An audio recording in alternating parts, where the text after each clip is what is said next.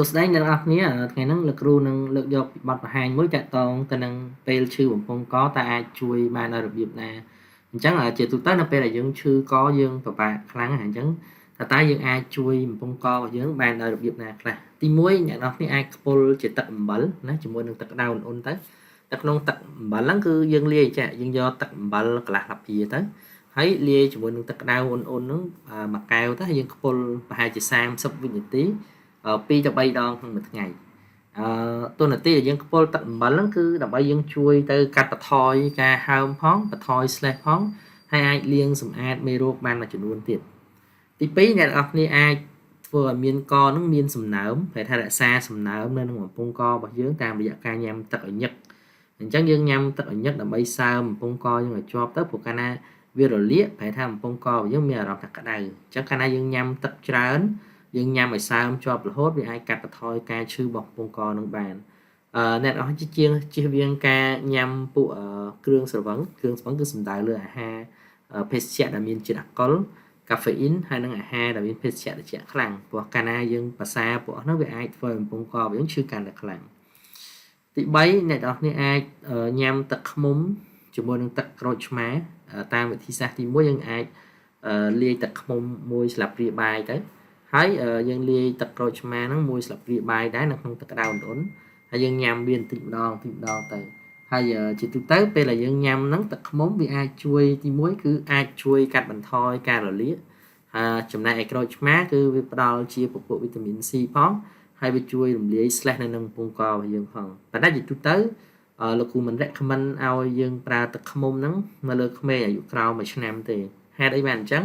ដោយសារនៅក្នុងទឹកឃ្មុំគឺវាមានផ្ទុកពពួកបាក់តេរីមួយយ៉ាងគេឲ្យឈ្មោះថា Clostridium botulinum សម្រាប់ទារកអាយុក្រោម12ខែក្រោម1ឆ្នាំហ្នឹងគឺប្រព័ន្ធរំលាយអាហាររបស់គាត់ហ្នឹងអត់ទាន់ពេញវ័យទេហើយវាខ្វះនៅពពួក gut microbiota ជាពពួក micro ជីវសាស្ត្រហ្នឹងជាមេរោគល្អដែលមាននៅក្នុងពោះវៀនរបស់គាត់អត់អាចរារាំងការលូតលាស់នៃ spore ហៅថាspore របស់មេរោគហ្នឹងណាជាពងអាចថាជាពងរបស់វាចុះណាជា spore របស់មេរោគហ្នឹងអញ្ចឹងនៅពេលណាដែល spore នោះវាដុះនៅក្នុងពោះវៀនរបស់ទារកវាអាចផលិតជាតិពុលគេហៅ botulinum បានអញ្ចឹងវាអាចធ្វើឲ្យកូនក្មេងហ្នឹងកើតជំងឺគេហៅ infant botulism អញ្ចឹងជាទូទៅសម្រាប់កូនក្មេងអាយុក្រោម1ឆ្នាំមិន recommend ឲ្យយើងប្រើមធ្យោបាយទឹកឃ្មុំលាយមួយក្រូចឆ្មាទេអញ្ចឹងមធ្យោបាយនេះប្រើសម្រាប់ក្មេងចាប់ពី1ឆ្នាំទៅហើយនិងមនុស្សធំដែលយើងអាចប្រើបានណាទី4យើងអាចស្រូបចូលដោយចំហាយទឹកក្តៅអានោះបើនិយាយសូសាឆ្ពង់ប៉ុន្តែជាទូទៅលោកគ្រូច្រើន recommend ចេះពេលយើងដាំទឹកឲ្យពុះសីតុណ្ហភាព100អង្សាទៅ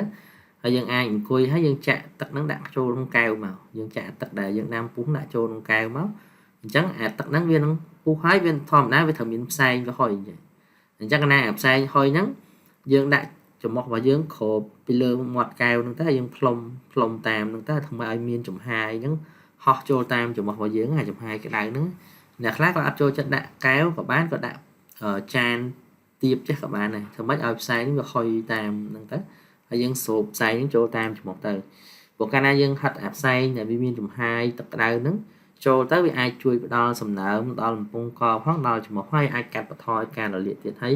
មួយចំនួនដែលវាអាចជួយបានព្រោះនៅក្នុងផ្សែងចំហាយទឹកក្តៅហ្នឹងគឺវាអាចទៅជួយស្លាប់មេរោគដែលវានៅសង្ងំក្នុងចំមុះយើងបានទៀតណាអញ្ចឹងល្អបើសិនជាមានពេលយើងអាចធ្វើបានហើយអាចធ្វើមួយថ្ងៃ2ទៅ3ដងទៅបើសិនជាអ្នកនរគ្នាមានពេលធ្វើប្រហែលជា2ទៅ3ថ្ងៃអ្នកនឹងឃើញអ្នកនរគ្នានឹងឃើញលទ្ធផលមួយដែលអាចជួយកាត់បន្ថយការឈឺកនោះបានមួយចំនួនធំណាសូម្បីតែតឹងច្រមុះក៏អាចជួយបានដែរណាហើយជាវិធីសាស្ត្រមួយដែលយើងអត់ត្រូវចំណាយលុយអីច្រើនទេគ្រាន់តែដាំទឹកឲ្យពុះហើយយើងចាក់ដាក់កែវហើយយើងអង្គុយផ្លុំហ្នឹងទៅទី5យើងអាចប្រើតែខ្ញីបានណាដើម្បីកាត់បន្ថយការរលាកនិងការឈឺចាប់ហ្នឹងហើយនឹងទី6យើងអាចប្រើជាប្រើប្រាស់ជាថ្នាំណាថ្នាំដែលយើងអាចទិញនៅលើទីផ្សារបានជាប៉ារ៉ាសេតាមុលលេខ500ណាអាចញ៉ាំមួយគ្រាប់មួយថ្ងៃ4ដងឬក៏បើឈឺខ្លាំងយើងអាចប្រើលេខ1000មីលីក្រាមណារៀងរាល់6ទៅ8ម៉ោងថា maximum បើសិនជាមនុស្សធំយើងអាចប្រើបានលេខ1000ហ្នឹងលេខ1000ហ្នឹងបើយើងគិតទៅ1000មីលីក្រាមវាស្មើនឹង1ក្រាម ចឹងយើងអាចប្រើបាន1ក្រាមមួយថ្ងៃ4ដងចឹង maximum ប្រើបានតែ4ក្រាមទេតែថាប្រើបានតែ4ដងទេក្នុងមួយថ្ងៃណាជាទូទៅ6ម៉ោងមកយើងឲ្យម្ដងសម្រាប់ibuprofen យើងអាចប្រើលេខ200ក៏បានលេខ400ក៏បានដែរយើងអាចប្រើមួយគ្រាប់មួយថ្ងៃ4ដងបានដូចគ្នាណា maximum យើងអាចប្រើបាន4គ្រាប់ណាប្រើច្រើនព្រោះអាចយើងប្រើច្រើនអាចលមូលណាអាចអល់ចុងដង្ហើមជាទូទៅប្រើត្រឹម2ថ្ងៃអីទៅបានហើយ ibuprofen ហ្នឹងហើយបើសិនជាវានៅតែបន្តឈឺលើសពីរយៈពេលអស់ហ្នឹងអ្នកគួរតែទៅពិនិត្យជាមួយនឹងគ្រូពេទ្យសិនដើម្បីរកមើលថាតើការរលាកហ្នឹងអាចបណ្ដាលមកពីពួកបាក់តេរីដែរអត់ដែលយើងត្រូវប្រើប្រាស់ថ្នាំផ្សះដែរអត់ណា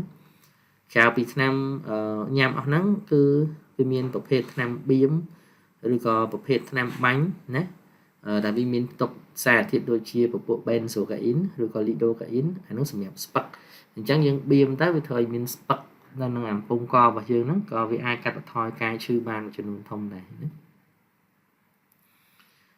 ទី7គឺយើងជៀសវាងការប្រើប្រាស់សលេងណាកុំឲ្យស្រែកខ្លាំងកុំឲ្យនិយាយខ្លាំងពេលយើងឈឺកជាពិសេសតកតងនឹងអ្នកដែលប្រកបអាជីវកម្មដូចលោកគ្រូអ្នកគ្រូគាត់បង្រៀនសិស្សពេលគាត់ឈឺកគាត់ផឹងនិយាយគាត់ផឹងបរៀនអញ្ចឹងទៅគាត់អាចធ្វើឲ្យការឈឺកហ្នឹងគាត់ឈឺកាន់តែខ្លាំងដូចអ្នកចម្រៀងឯជាដើមឧទាហរណ៍ណាអញ្ចឹងបើសិនជាមានអាការៈឈឺកគឺគេឲ្យយើងថ្នមសលេងតិចកុំឲ្យផឹងស្រែកខ្លាំងកុំឲ្យនិយាយខ្លាំងព្រោះអាហ្នឹងក៏អាចឲ្យការឈឺករបស់យើងនឹងកាន់តែខ្លាំងដែរ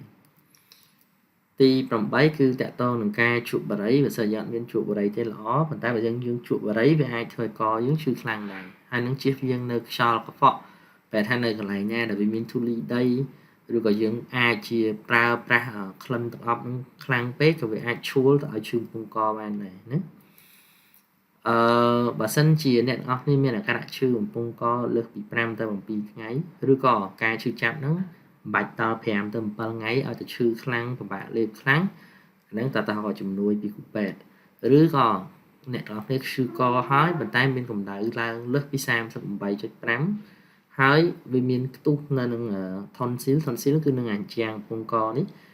ខ្ទុះដូចនៅលោកគ្រូបង្ហាញអញ្ចឹងអាសនៅលើករបស់យើងហ្នឹងណាអានឹងបញ្ជាក់ថាគឺមានមេរោគទុំជាប់ហើយនឹងពេលច្រើនពពួក Streptococcus អានឹងគឺជាពពួកបាក់តេរីដែលធ្វើឲ្យមានការឡើងខ្ទុះនៅនឹងជាងពងកយើងនឹងហើយនឹងជាទូទៅយើងប្រើប្រាស់តែយើងប្រើថ្នាំផ្សះដើម្បីទៅស្លាប់វាណាបានជោគជ័យអញ្ចឹងសម្រាប់បាត់បង្ហាញលោកគ្រូអស់ប៉ុណ្្នឹងហើយសង្ឃឹមថាវាអាចជួយអ្នកនរគ្នានៅពេលដែលអ្នកនរគ្នាអាចកបានណាអរគុណច្រើន